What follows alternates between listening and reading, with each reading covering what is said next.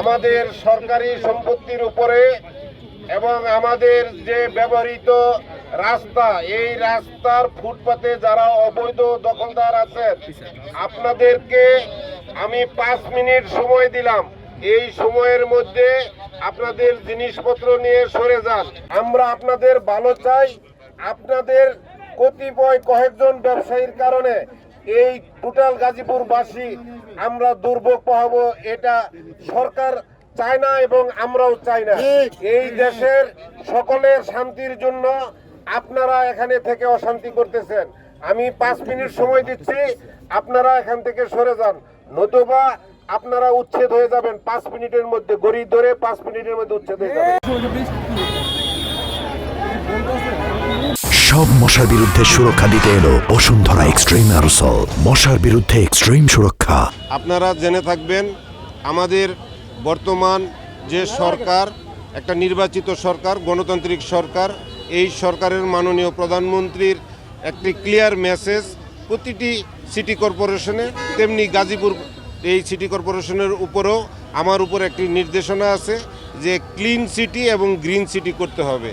সেই মেসেজকে আমরা বাস্তবায়ন করার জন্য ইতিমধ্যে আমরা পরিষ্কার পরিচ্ছন্নতার কাজে আমাদের যে পরিচ্ছন্ন বাহিনী আছে তাদেরকে আমরা মাঠে নামিয়েছি, তারা কাজ করতেছে। যেখানে অবৈধ দখলদার আছে সেখানে আমরা আমাদের নির্বাহী কর্মকর্তা সহ, আমাদের জেলা ম্যাজিস্ট্রেট সহ, আমাদের বিভিন্ন পর্যায়ের কর্মকর্তা সহ, স্থানীয় নেতৃবৃন্দ সহ, বাজার কমিটির নেতৃবৃন্দ সহ আমরা আজকে এই গাজীপুরের প্রাণকেন্দ্রে রেল গেটে যে অবৈধ স্থাপনা সেটি আমরা উচ্ছেদ করতেছি। আমরা বিশ্বাস করি আজকের উচ্ছেদের পরে তারা আর এখানে কেউ বসবে না, আমাদের কোনো ফুটপাত এখানে দখল করবে না এবং আমাদের রাস্তার মধ্যে যে অবৈধ ভ্যান মার্কেট এগুলো আর এখানে থাকবে না। এরপরে যদি তারা এখানে থাকতে চায় তাহলে আমাদের ম্যাজিস্ট্রেট আছে, আমাদের পুলিশ বাহিনী আছে, তাদেরকে জেল জরিমানার আওতায় আসতে হবে এবং তাদেরকে কারাভোগ করতে হবে। শাস্তি অবশ্যই তাদের জন্য পাওনা হয়ে যাবে যদি তারা আজকের পরে এখানে বসার চেষ্টা করে। প্রশ্রয় দেই না, দিব না। এখানে যদি কোনো চাঁদাবাজ থাকে আমরা উচ্ছেদ করে দিচ্ছি, এখানে আর চাঁদাবাজের কোনো প্রশ্নই থাকবে না।